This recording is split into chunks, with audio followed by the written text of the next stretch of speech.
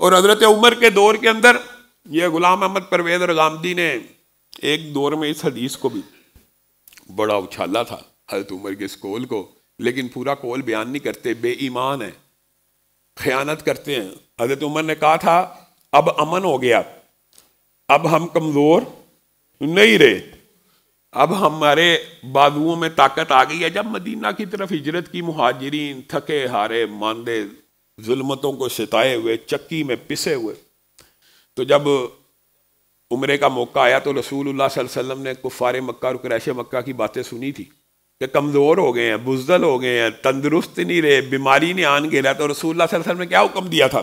کندھوں کو ننگا کر لو احرام میں، یہ رسول اللہ کی سنت ہے، دائیں کندھوں کو ننگا کرو، جو کندھے عوام کی طرف ہوتے ہیں ان کو ننگا کر لو، اور اپنے بازوؤں کو اس انداز میں گھماؤ کہ ان کو محسوس ہو کہ تمہارے بازو طاقتور ہیں، اور ذرا پاؤں اس طرح زمین پہ رکھنا جیسے پہلوان رکھتے ہیں، چھوٹے چھوٹے قدم، جیسے کبڈی کے اندر آپ پہلوانوں کو چلتے ہوئے دیکھتے ہیں۔ رسول اللہ صلی اللہ علیہ وسلم نے یہ حکم ایک علت کے تحت دیا تھا۔ یہاں پہ علت معلوم ہے، یہاں پہ وجہ معلوم ہے۔ شریعت کے ہر حکم کی علت معلوم ہونا ضروری نہیں ہوتا، سمعنا واطعنا کا کلیہ اسلام میں، لیکن یہاں پہ تو معلوم ہے کہ کیا دکھانا تھا، طاقت دکھانی تھی، قوت دکھانی تھی۔ وہ قریشیوں کے ذہن میں جو مغالطہ تھا مہاجرین اور مسلمانوں کے بارے میں، اس کو زائل کرنا تھا۔ ایک عرصہ گزر گیا، حضرت عمر نے کہا یہ وجہ ختم ہو گئی ہے، کفار بھی نہیں رہے، قریش بھی نہیں رہے، بس اتنا بیان کر کے کہتے ہیں کہ یہ منکرین حدیث دیکھے جی علت ختم ہو جائے حکم ختم ہو جاتا، لیکن اگلا جملہ نہیں پیش کرتے، علم عام ہو گیا۔ حضرت عمر نے کہا علت ختم ہو جائے لیکن رسول اللہ کی سنت کو نہیں چھوڑا جا سکتا۔ آج بھی 1400 برس بیت گئے ہیں، آپ نے احرام پہننا ہے، اور احرام پہن کے جب طواف کی ابتدا کرنی ہے کندھے ننگے کرنے ہیں کہ نہیں کرنے؟ اب تو علت ہی نہیں رہی، اب تو ضرورت ہی نہیں رہی کندھے ننگے کرنے کی۔ یہ بات نہیں ہے دین میں، شریعت میں جو رسول اللہ صلی اللہ علیہ وسلم نے کہہ دیا، جو رسول اللہ صلی اللہ علیہ وسلم نے کر دیا، علت معلوم ہو نہ ہو، علت ختم ہو جائے نہ ہو، وہ حکم قیامت تک جاری رہنا۔ اللہ کو نہیں پتا، رسول اللہ کو نہیں پتا۔ حضرت عبداللہ ابن عمر کے پاس لوگ آتے تھے فتویٰ لینے، اور یہ بات ایک واقعہ نہیں، متعدد واقعات ہیں، متعدد واقعات۔ آپ حج تمتع کے بارے میں کیا کہتے ہیں؟ حج تمتع رسول اللہ کی سنت ہے، فتویٰ دیا کرتے تھے۔ آپ کے والد محترم تو حج تمتع سے منع کیا کرتے تھے، حضرت عمر نے منع کیا، اور وہ انہوں نے جس وجہ سے منع کیا وہ یہ تھی کہ خانہ کعبہ کی طواف کیا، خانہ کعبہ ویران نظر آیا، تو حضرت عمر نے کہا یہ لوگ حج کے ساتھ عمرہ بھی کر لیتے ہیں، تو عمرے اور حج کو علیحدہ علیحدہ کر لیا جائے تاکہ لوگ پورا سال عمرہ کیا کریں اور حج کے دنوں میں صرف حج کیا کریں، تو خانہ کعبہ آباد ہو جائے گا۔ آبادی کی نیت تھی۔ وہاں پہ بھی بیٹے نے مخالفت کی اور زندگی ختم ہو گئی ہے، ایک عرصہ بیت چکا ہے۔ ایک بندہ فتویٰ لینے آ رہا ہے، آپ کا والد تو کہتا تھا حج تمتع نہیں کرنا چاہیے، آپ کہہ رہے ہیں حج تمتع کرنا چاہیے۔ عبداللہ ابن عمر نے اس دور میں 1400 سال قبل یہ جملے کے ہیں، آج کے مولوی کے جملے نہیں ہیں۔ کہا ایک بات میرا باپ کہے، یہ حضرت عبداللہ ابن عمر کا قول ہے، ایک بات میرا باپ کہے اور دوسری بات رسول اللہ صلی اللہ علیہ وسلم کہیں، بتا تو کس کی بات کو مانے گا؟ وہ شخص بے اختیار ہو کے بول پڑا رسول اللہ کی بات کو مانوں گا۔ تو عبداللہ ابن عمر نے کہا پھر سن لے، حج تمتع رسول اللہ کی سنت ہے۔ اس کے سامنے میرے باپ کا قول پیش کرتا ہے، اور عبداللہ ابن عباس نے تو اس بارے میں جو بات کہی ہے وہ میرا اور آپ کا منہج سلیم ہے، میرا اور آپ کا عقیدہ اور نقطہ نظر ہے۔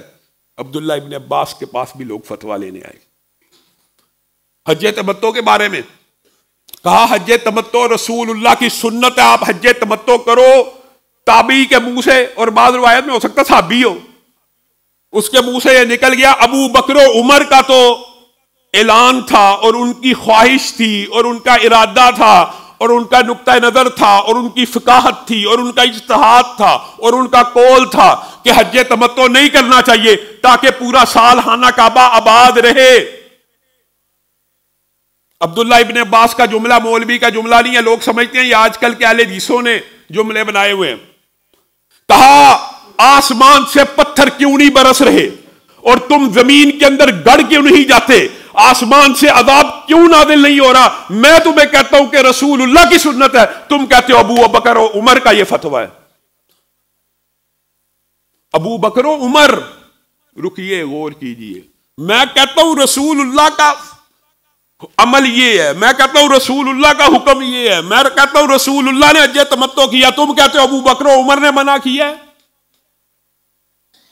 آج اس جملے کے اوپر غور کیجئے، آج کا دور ہوتا اور عبداللہ ابن عباس موجود ہوتے اور ان کے سامنے یہ مقدمے لائے جاتے کہ اہل حدیث منکرین حدیث کے سامنے حدیث پیش کر رہے ہیں یا استخفاف حدیث کرنے والوں کے سامنے حدیث پیش کر رہے ہیں، اور وہ آگے سے کہہ رہے ہیں ابو بکر و عمر کی بات نہیں کر رہے، وہ کہہ رہے ہیں امام ابو حنیفہ کا فتویٰ تو یہ ہے رحمہ اللہ، وہ کہہ رہے ہیں فلاں امام کا فتویٰ تو یہ ہے، فلاں پیر کی بات تو یہ ہے، فلاں فقیہ کی بات تو یہ ہے، ہمارے امام غامدی کی بات تو یہ ہے۔ رسول اللہ صلی اللہ علیہ وسلم نے فرمایا موسیقی حرام ہے، غامدی صاحب یہ کہتے ہیں۔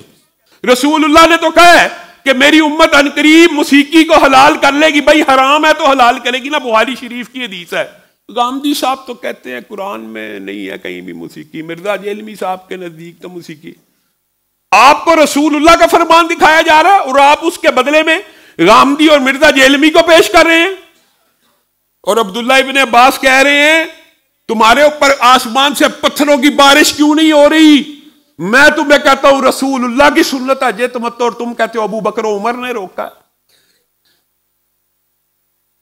اگر رسول اللہ کی بات کو ابو بکر و عمر کے فتوے کی وجہ سے نہیں چھوڑا جا سکتا تو رسول اللہ کی بات کو کسی غامدی کے فتوے کی وجہ سے بھی نہیں چھوڑا جا سکتا۔ امت میں کوئی ایسا شخص نہیں ہے، کوئی ایک ایسا شخص نہیں ہے کہ جس کی بات کی وجہ سے رسول اللہ کی بات کو چھوڑا جائے۔